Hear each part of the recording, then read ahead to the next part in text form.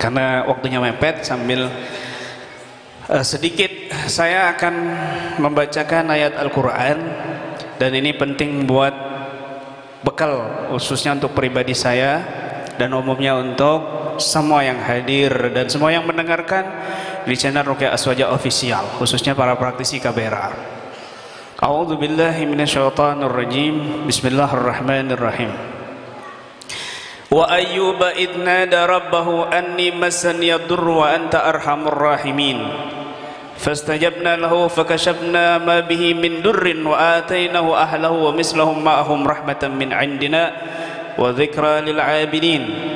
Wa Ismaila wa Idrisa wa dzal kifli kullum minas sabirin wa adkhalnahum fi rahmatina innahum minas salihin. وذا النون إذ ذهب مغاضبا فظن أن لن نقدر عليه فنادى في الظلمات أن لا إله إلا أنت سبحانك إني كنت من الظالمين فاستجبنا له ونجيناه من الغم وكذلك ننجي المؤمنين وزكريا إذ نادى ربه رب لا تذرني فردا وأنت خير الوارثين فاستجبنا له وهبنا له يحيى وأصلحنا له زوجه إنهم كانوا يسارعون في الخيرات ويدعوننا رغبا ورهبا وكانوا لنا خاشعين. Ayat ini sangat luar biasa. Ayat ini menjadi penyemangat buat kita semuanya, khususnya para pengemban syiar Islam, para pengemban dakwah ilallah, para pengajak umat, para pengajak diri sendiri, agar lebih kuat, agar lebih semangat, agar lebih sabar. Dikatakan Allah berfirman, wa ayyuba idnada, ay udhkur kisah Ayyub, dan ingatlah kisah Nabi Ayyub. Idnada rabbahu, ketika beliau ini bermunajat kepada Tuhannya, anna masanidur, aku telah mendapatkan musibah. Wa anta arhamur rahimin, dan engkau ya Allah adalah zat pengasih dari seluruh yang pengasih. Nabi Ayub,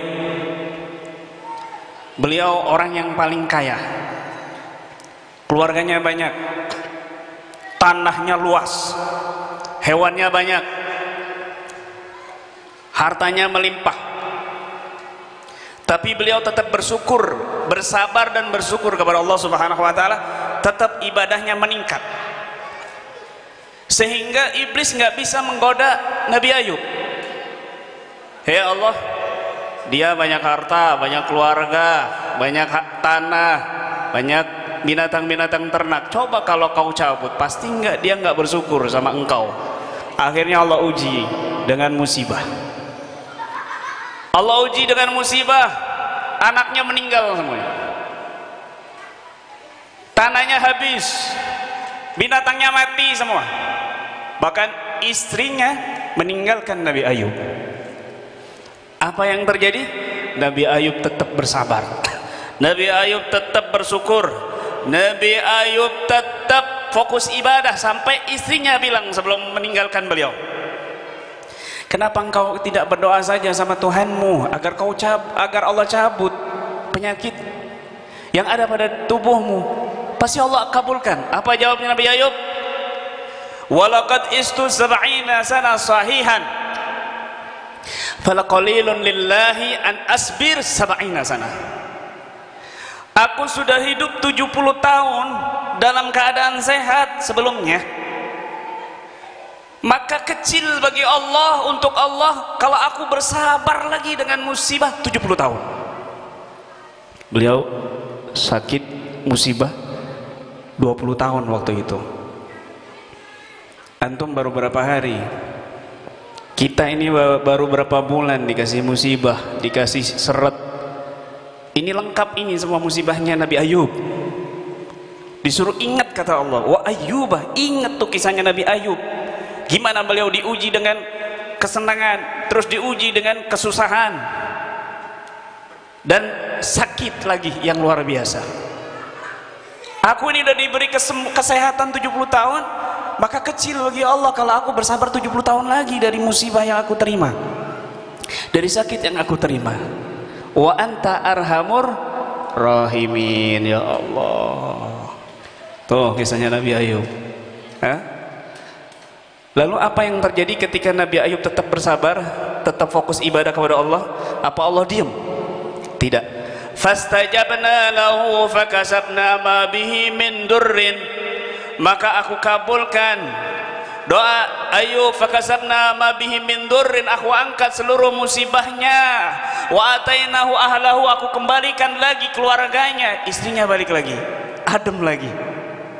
Wa mislahum, dan anak-anak ma'ahum, bersama mereka. Rahmatan min indina, rahmat bagi kami. Balik lagi itu istrinya. Masya Allah. Makanya kalau diuji dengan istri yang bawel, yang rewel, sabar. Baru kena omel istrinya, tekanan batin, kayak orang hilang sukmanya 100%. Diajak ngobrol nggak nyambung kanan kiri, diajak ketawa cemberut, tekanan batin sama istrinya. Sabar. Biasanya orang, dengerin nih ya, terutama para korban, istri-istri bawel, dengerin. Kamu tuh mau jadi wali dengan amalan? Nggak mungkin, mustahil. Kurang, banyak cacatnya. Mau pakai sedekah? Orang miskin kamu, nggak mungkin. Rokok aja minta, rokoknya aja malak-malak, mau jadi wali? Nggak mungkin. Dikasih sama Allah cara gampang, kamu ditakdirkan dapat istri yang cerewet. Alhamdulillah. Tekanan batin Kiai, ya memang harus begitu. Sukma hilang Kiai, rasain, syukurin. Banyak orang jadi wali gara-gara istrinya bawel, rewel, cerewet. Ini dengerin nih, ada kisah nyata ini. Ada wali Allah, gara-gara istrinya cerewet, bawel, tukang ngomel, dia jadi wali. Tapi nanti jangan salahin saya kalau istrinya antum semua pulang dari sini bawel semua. Ini gara-gara Kiai ini. Istrinya kebetulan nonton, apalagi yang hadir, tambah semangat ngomel-ngomel nanti. Awas ya, ini saya ana bariun minhunna, saya terlepas dari mereka. Itu mungkin kesurupan, bukan karena ceramah saya. Dengerin baik-baik. Ada satu orang, dia sowan ke rumah temennya yang dianggap orang soleh, dianggap wali Allah, ya. Datang dia, tok tok tok, assalamualaikum. Siapa? Suara perempuan. Kaget, kenceng banget suara. Siapa? Saya teman suami kamu. Nggak ada, orangnya lagi nyari kayu bakar, saya suruh. Aduh, kok gini ya, dia malas kerja ini. Wah, ini belum dibukain pintunya udah ngomel-ngomel. Akhirnya ditungguin lama ya. Pas mau balik, temennya datang itu dia bawa kayu bakar, tapi kayu bakarnya ditaruh di punggung singa. Keren nggak? Punggung singa, bukan kuda, singa. Kayu bakarnya ditaruh di punggung singa, singanya nunduk, ngikut. Ya temennya ketakutan, ada singa. Waduh, bawa singa ke sini. Ahlan wasalan, udah lama di sini, udah dari tadi. Ini temennya mau ngomong, istrinya tadi ngomel begini, ngatain kamu begini, nggak tega dia, kasihan. Udah masuk, ayo masuk. Ini masuk, disediakan minum sama suaminya. Istrinya lagi ngomel-ngomel, nggak berhenti, nyambung terus ngomelnya. Tapi si suami tetap senyum, sabar. Udah makan aja, nggak usah dengerin. Anggap aja TV rusak. Ya, anggap aja siaran gempa gitu. Akhirnya makan dia. Udah dia pulang kan. Dia pulang, di jalan mikir-mikir, itu teman saya emang benar-benar wali nih, nggak nanggung-nanggung, singa kendaraannya. Terus nggak lama dia balik lagi setahun, sowan lagi ke rumah temennya itu. Dok, dok, dok, assalamualaikum. Waalaikumsalam. Lembut, kalem. Siapa? Saya teman suami kamu. Oh ya, dia dalam keadaan baik, bentar lagi datang. Loh, kok lembut ya? Nggak ada omelan setelah itu. Kok lembut? Karena dia tahu pengalamannya temannya lagi di luar, ditunggu. Ternyata orang itu temannya udah di dalam. Ayo masuk. Loh, akhirnya masuk. Masuk. Makan, ngajak makan bareng. Terus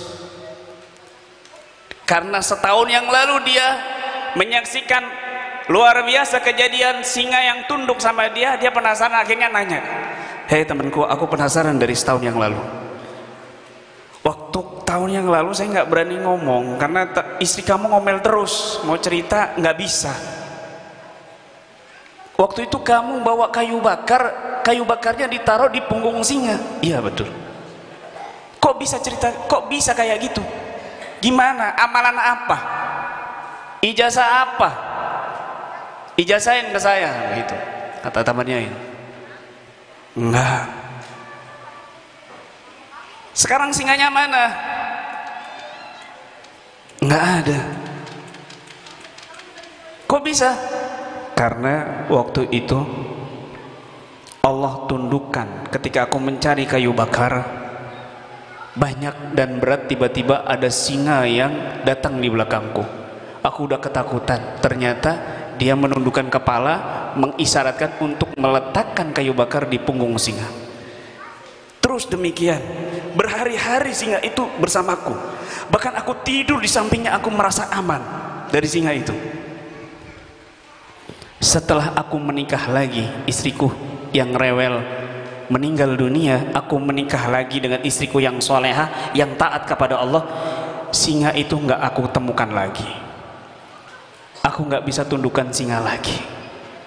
Oh iya, berapa hari yang lalu saya lihat singa itu yang datang ke rumah kamu itu udah ganas makan binatang-binatang di hutan.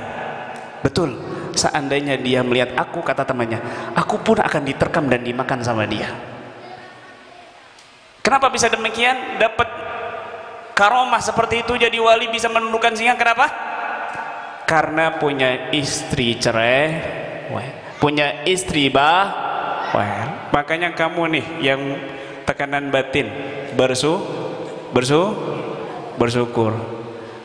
Nggak usah susah-susah, bahagia, senang. Itu tantangan, itu ujian. Saya yakin praktisi punya slogan, lebih baik saya berhadapan dengan 1000 dukun daripada saya berhadapan sama istri.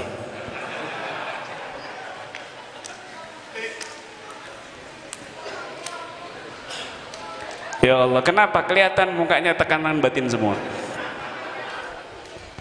Kayak kena santet. Paham ya?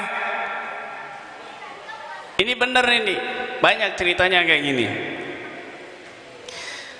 Kemudian wa dhannun idh dhahaba mughadiban fa dhanna an lan naqdira alaih fanada fi dhulumati an la ilaha illa anta subhanaka inni kuntu minadh dhalimin. Dan ingatlah juga kisah Dhannun, Nabi Yunus.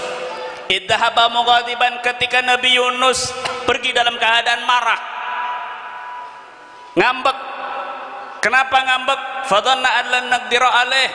Fadhanna ay Yunus, Nabi Yunus mengira an lan naqdira alaih, aku Allah tidak mempersulit dia. Fanada fi dhulumat, maka dia berdoa di dalam kegelapan. Adz-dzulumat, ada 3 kegelapan. Kegelapan malam, kegelapan di dalam perut ikan, dan kegelapan di dalam lautan. Gelap laut aja itu nggak bisa. Kamu nyalain lampu itu, wah, gelap banget. Jadi para pelayar yang pernah layar di tengah lautan, coba nyalain senter di tengah lautan, nggak kena, itu gelap ya. Apalagi di dalam lautan, apalagi di dalam menyedihkan, apalagi di malam yang gelap gulita. Fidulumat, 3 kegelapan. Allah menceritakan Nabi Yunus di sini pergi dalam keadaan marah, ngambek. Kenapa? Karena Nabi Yunus dakwahnya ini nggak diterima sama umatnya, dikata-katain, dibully. Karena nggak sabar dia ngambek, pergi dia ke pantai naik kapal. Fadana allan naqdira alaih. Dipikir Allah nggak mempersulit dia, dipikir Allah malah memudahkan. Enggak, justru dipersulit sama Allah. Orang yang ngambek, para dai yang ngambekan, para ustadz yang ngambekan, para kiai yang ngambekan dari dakwanya. Jangan mengira Allah akan mempermudah urusannya, justru falan naqdira alaih, Allah akan mempersulit urusannya. Ngambek di kapal, kapalnya goncang, ada ombak. Oh, ini barang-barang harus dikeluarkan nih, kata kaptennya. Semua barang dilempar semua ke laut, udah, tapi masih goncang, masih ada air yang masuk. Bahaya ini. Ini harus ada satu orang yang berkorban. Akhirnya diundi, nama semua itu ditulis. Ternyata yang keluar nama Nabi Yunus. Orang-orang nggak tega karena mukanya baik, orang soleh, ketahuan. Diundi lagi sampai 2 kali, tetap yang keluar nama Nabi Yunus. Diundi ketiga kalinya tetap yang keluar nama Nabi Yunus. Nabi Yunus berdiri. Ini sudah takdir dari Allah, bukan kehendak kalian, biar aku turun ke laut. Akhirnya nyemplung Nabi Yunus ke laut. Allah perintahkan ikan paus yang besar untuk menelan Nabi Yunus tanpa merobek tubuhnya, ditelan. Fanada fid dhulumat, introspeksi diri. Nabi Yunus nggak tambah ngambek tapi introspeksi diri. Ya Allah, udah salah saya ini, ngambek, nggak sabar. Fanada fi dhulumat alla ilaha illa anta subhanaka inni kuntu minadz zalimin. Terus baca itu. Terus dia baca itu, introspeksi diri, dia memuji Allah, merasa bersalah, merasa berbuat zalim, minadz zalimin. Mengaku dia atas kesalahannya, padahal cuma ngambek, menghindar umatnya yang membuli dia. Dia nggak sabar, nggak mau menghadapi umatnya yang nakal, nggak mau menghadapi umatnya yang bandel, yang membuli dia. Ngambek, Allah persulit ustadz-ustadz yang kayak gitu. Udah jadi peruqyah, ya sok-sokan jadi dukun. Dibilang dukun langsung pensiun jadi peruqyah. Ini ngambek ini, ngambek ini. Baru kena santet istrinya sekali langsung pensiun jadi peruqyah. Baru kena santet keluarganya sekali pensiun jadi peruk. Ini ngambek namanya ini. Bukan Allah permudah, Allah persulit malah. Fadhanna allan naqdira alaih. Nih catat ini baik-baik, taruh di hati kamu. Semua, bukan peruqyah aja, semua dai ilallah, mau ustadz, mau kiai, mau habib, sama harus sabar. Akhirnya bagaimana? Dia introspeksi diri, berzikir kepada Allah. Fastajabna lahu, maka aku singkatkan baginya, wa najaidahu, dan aku selamatkan Nabi Yunus minal gham, dari kesedihannya, dari kesusahannya. Bahkan sampai dikatakan falaula kana minal musabbihin la labisa fi batnil hut ila yaumi yub'atsun. Kata Allah, kalau seandainya ini Nabi Yunus bukan termasuk orang yang bertasbih kepada Allah, bukan termasuk orang yang introspeksi diri, bukan termasuk orang yang terus berzikir dan bersabar, la labisa fi batnil hut ila yaumi yub'atsun, dia sampai sekarang masih ada di dalam perut paus. Sampai hari kiamat itu paus nelen Nabi Yunus. Mungkin Nabi Yunus masih hidup sampai sekarang. Kalau Nabi Yunus ini nggak introspeksi diri, nggak bersabar, dan tidak berzikir kepada Allah Subhanahu wa Ta'ala. Tapi karena Nabi Yunus berzikir, introspeksi diri, mengakui kesalahannya dan bertasbih terus kepada Allah, Allah angkat kesedihannya, Allah singkap kesusahannya, dan Allah selamatkan. Wa najainahu minal gham. Apakah khusus Nabi Yunus saja? Apakah khusus Nabi Ayub saja?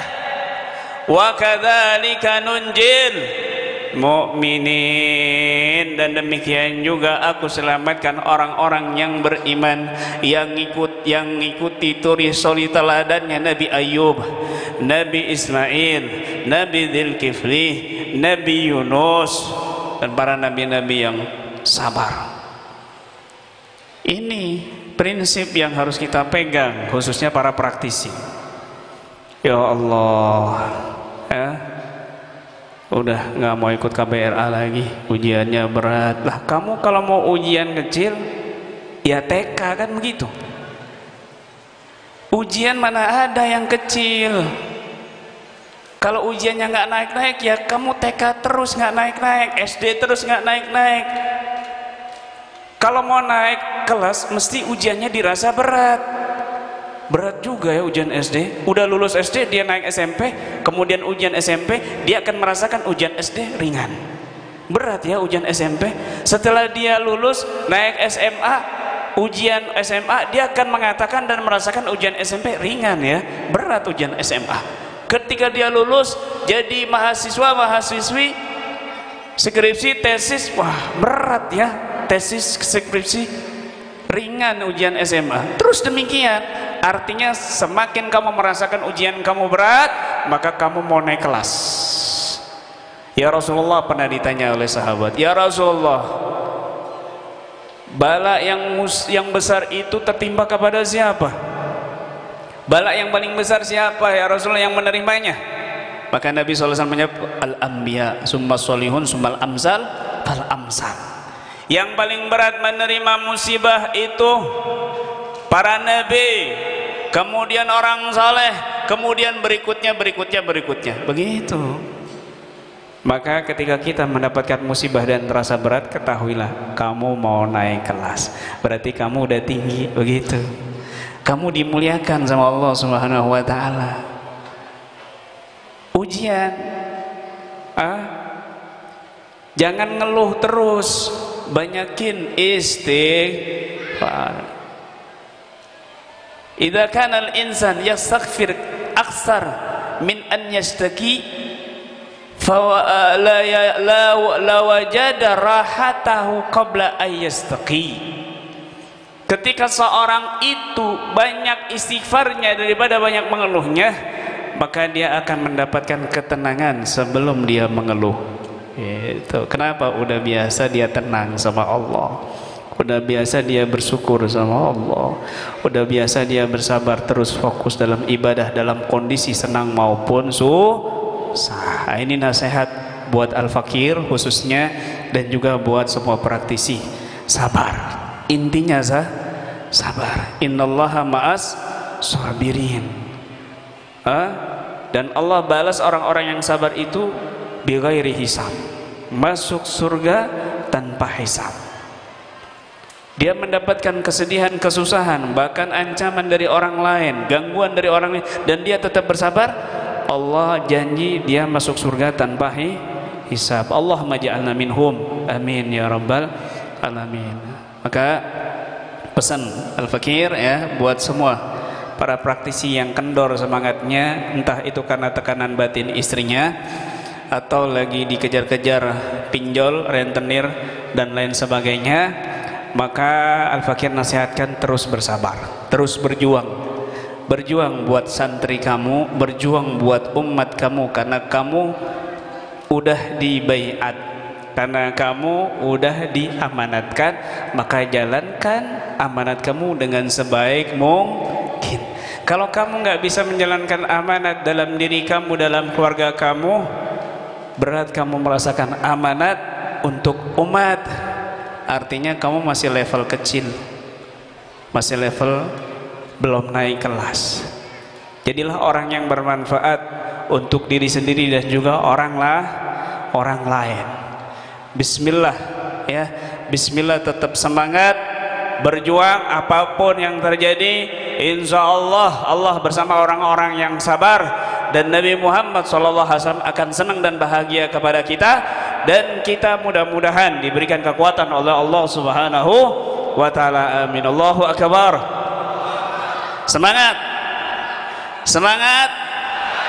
Semangat. Allahumma shalli ala Muhammad. Alhamdulillah, pas waktunya zuhur. Nanti setelah zuhur kita akan bertabaruk dengan rambut Nabi Muhammad SAW. Ini diumumkan donasi untuk korban gempa Cianjur terkumpul ya pada hari ini di majelis ini sebesar 6.672.000. Alhamdulillah, masya Allah. Jadi teman-teman nanti